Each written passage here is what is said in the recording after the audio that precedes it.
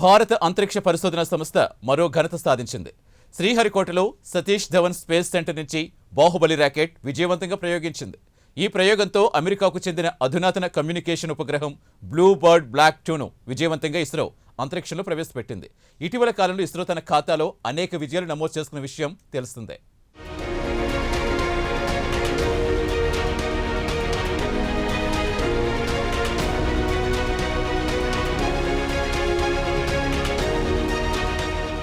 ఇస్రో మరో విజయాన్ని తన ఖాతాలో వేసుకుంది.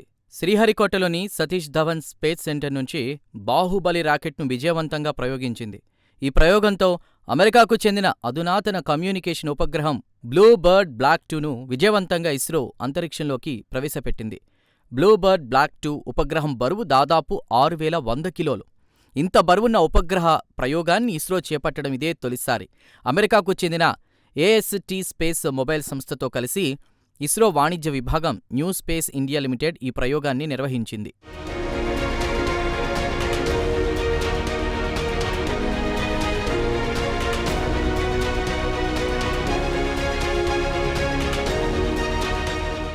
మొత్తం 3 దశల్లో ఉపగ్రహ ప్రయోగం పూర్తయింది. భూమి నుంచి బయలుదేరిన 15 నిమిషాల తర్వాత బ్లూ బర్డ్ బ్లాక్ 2 ఉపగ్రహం వ్యోమనౌక నుంచి విడిపోయింది.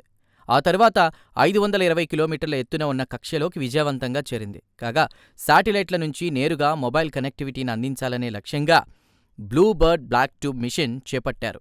ఈ ఉపగ్రహం సాయంతో ప్రపంచంలో ఎక్కడ ఉన్నా ఏ సమయానికైనా 4G, 5G voice video calls సందేశాలు ప్రసారాలు అందించాలని అమెరికా భావిస్తోంది.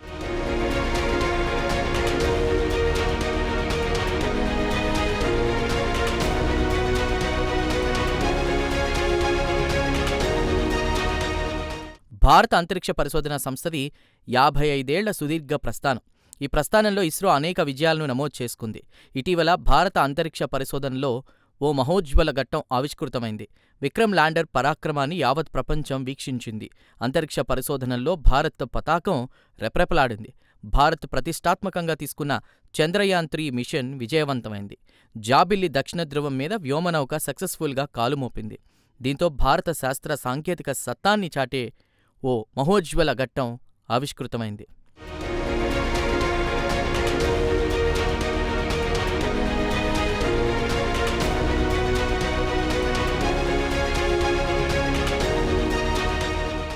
చంద్రయాన్-3 ప్రయోగానికి ఒక ప్రత్యేకత ఉంది.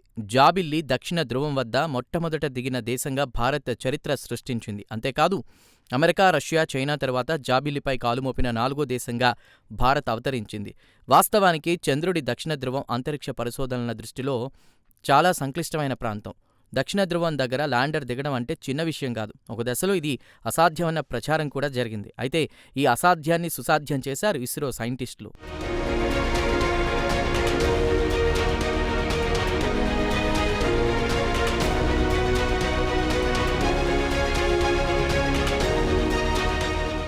ప్రపంచంలో సామాజిక పరిస్థితులు శరవేగంగా మారుతున్నాయి. ఏకంగా అంతరిక్షంలోకి సరదాగా ఓ ట్రిప్పు వేయాలన్న కుతూహలం ప్రజల్లో పెరిగింది. రానున్న రోజుల్లో ఈ కుతూహలం మరింతగా బలపడుతుందని అంతరిక్ష నిపుణులు భావిస్తున్నారు. ఏమైనా మరికొన్ని సంవత్సరాలకు అంతరిక్ష పర్యాటకం సర్వసాధారణం అవుతుందని రోదసీ వర్గాల నిపుణులు భావిస్తున్నారు.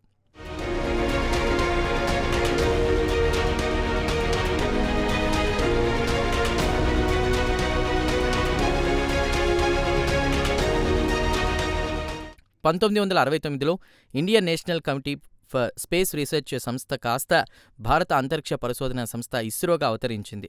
అభివృద్ధి చెందుతున్న భారతదేశంలో అంతరిక్ష కార్యకలాపాల అవసరాన్ని ప్రశ్నిస్తున్న వారు కూడా లేకపోలేదు. అయితే మారుతున్న ప్రపంచ పరిస్థితులకు తగ్గట్టు భారత్ కూడా ఎదగాలంటే అంతరిక్ష పరిశోధనలు చేపట్టక తప్పదంటున్నారు అంతరిక్ష శాస్త్రవేత్తలు. సమాజం ఎదుర్కొంటున్న అనేక సమస్యలకు అధునాతన సాంకేతిక పరిజ్ఞానమే పరిష్కారం అంటున్నారు అంతరిక్ష పరిశోధకులు.